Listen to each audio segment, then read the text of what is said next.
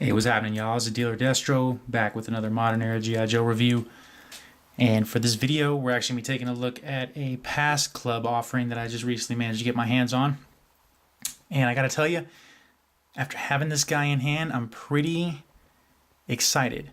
Like this is probably one of my new favorite figures from the club.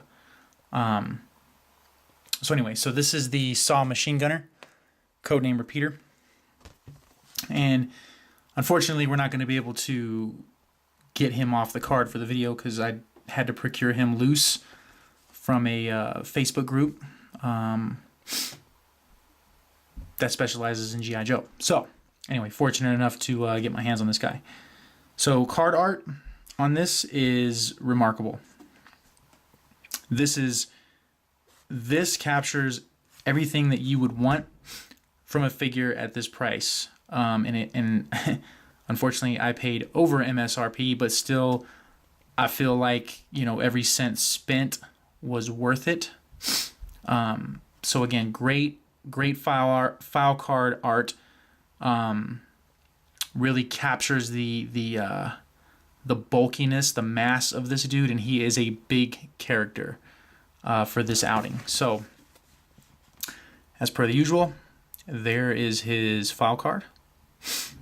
So for those of y'all that want to read that, and as you would expect with a club figure, the artwork transitions over from the front to the back. You get a close-up and it takes up pretty much the whole back of the card. So this is a plus. Moving on to the figure now. I realize we're doing this a little differently. So that's him. And let me tell you, this figure is gorgeous. This is what you would expect. And I don't have the vintage version of this figure. I never did. But I mean, this really is what I would expect to see. From a figure at this level to hit, make it through QC, etc. I mean, there's nothing wrong with this guy. This guy is flawless. And again, at MSRP, whoever paid MSRP, for all y'all cats that paid MSRP, y'all got a great deal. I'm just gonna say it, like that. Now, this figure does have its, I'm not gonna say its flaws.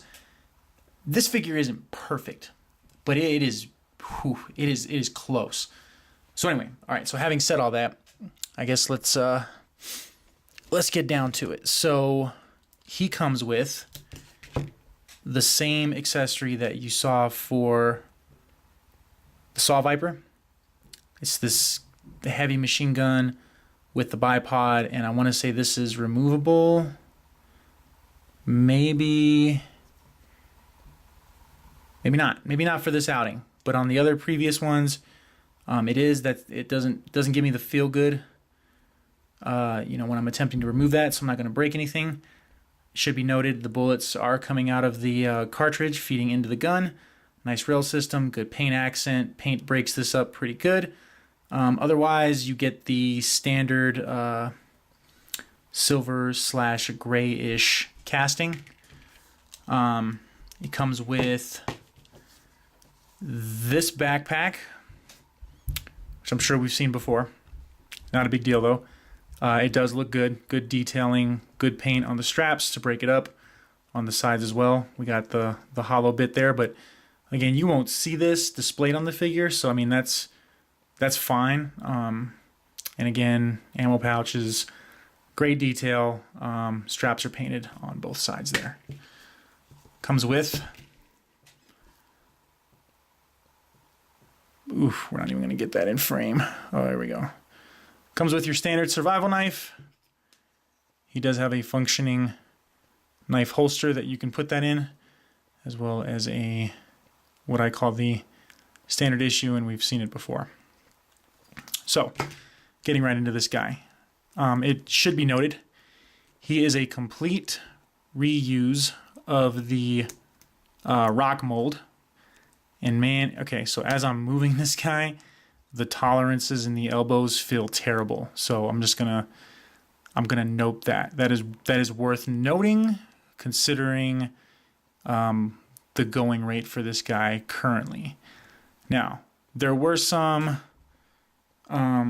complaints I noticed about the hat sculpt, and I'm not sure how far my camera is going to let me get in here. I'm going to try something kind of ad hoc here, and we'll see how it works out. So just bear with me 1 second here. I'm trying to find the setting that lets me do the super uber zoom. Alright, and it's not going to let me enable it for whatever reason. This camera has a telemacro feature, but it doesn't look like I'm going to be able to turn that on since I'm recording. Not a big deal though. Hopefully we can get in close enough to kind of show you what I'm talking about here. So you can kind of see it. Feedback was that the Ranger wording is actually molded on the hat, and you can kind of see where it is. And then you have the Tampo stamp for the Ranger insignia there. In my opinion, it doesn't look bad. I'll take that. I mean, that's pretty spot on. And again, at this scale, I don't know how much more you can expect. Should also be noted though, Webgear does not want to play nice. And again, I'm not making excuses for this guy. From the front, you won't see it. From the side, you'll sort of see it. From this side, you'll be a-okay, good to go. But should be noted, worth noting. Head, your typical ball peg. You get good left to right. It's not hindered in any way. The arms get you up to there. And then you get the full 360-degree motion. So I'm hoping that these don't have any issues while I'm on camera here. But it should be noted that the elbows do have what I'm going to dub a bit of a tolerance issue. Like that does not feel good. It really doesn't. It almost feels like with excessive heavy-handedness, you're liable to just snap this peg right off, which is not good for business. So that should be noted. Comes with the exact same peg-ins for the rocks, battle, kata, whatever gear. And then the holsters have been subbed for this ammo pouch, this holster, etc. Great paint applications for the digitized urban sort of camo. I do dig that. Will he sit in the vehicle? Perhaps to a degree. Perhaps to a degree. Again, he's a mammoth of a figure, so I would wager you don't really want him wasting retail in a vehicle. You want this guy present on field, fully armed, laying down cover fire for his fellow Joes. Leg articulation, though, is great. So you can pretty much get whatever pose you want out of here.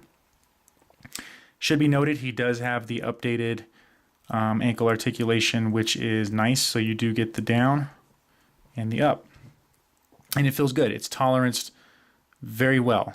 Again, I think the only thing that gives me the heebie-jeebies on this figure are these elbow joints, because, man, it almost feels like this would have to be like shaved down a hair, because again, it doesn't, like, I don't feel comfortable manipulating those. So what I'm probably going to do is I'm probably going to leave them like at a slight bend here and then never touch them again. But yeah, I mean, all in all, this is a great figure. Seriously, this is what you want from a club figure. Yes, he is a reuse of parts for the most part, but it's enough. Oh, wait a minute. Did I just notice something here? I may have overlooked this, and I apologize. He has the updated, look at that. He has the updated hand articulation. I'm not sure if he has it on. He does have it on this side. Yeah. And again, notice that when I'm moving this, right, like they did smart here. They casted it, the joint, in the color that it should have been. So again, seamless on the, on the joints and whatnot. But yeah, these are the only things that I would say make me nervous on this figure. If you're one of those folks that likes to fidget with your figures, I would not recommend this be one of them. Stick to your Snake Eyes, your Dukes, your Cobra Commanders, and your massively offered figures at retail. So I'm going to get him geared up, and then we'll come back and talk final thoughts on this guy. All right, so here this guy is kind of all geared up. And I like that. That's going to look good on a modern era display. Now, to remain, I don't even know what the word is here. I guess to give you full on comparison, that is how he stacks up with his Night Force counterpart. Now, I did notice some mishaps on this figure here, such as the gap in that leg and the gap in that leg respectively. So I got some work to do on this guy, and that's unfortunate. I guess, again, he was procured at a point in time where I wasn't scrutinizing my figures to the detail that I am now, or to the degree that I am now, I should say. But I must say, I like this figure better than I like this figure, although both are great figures. Do I recommend this figure?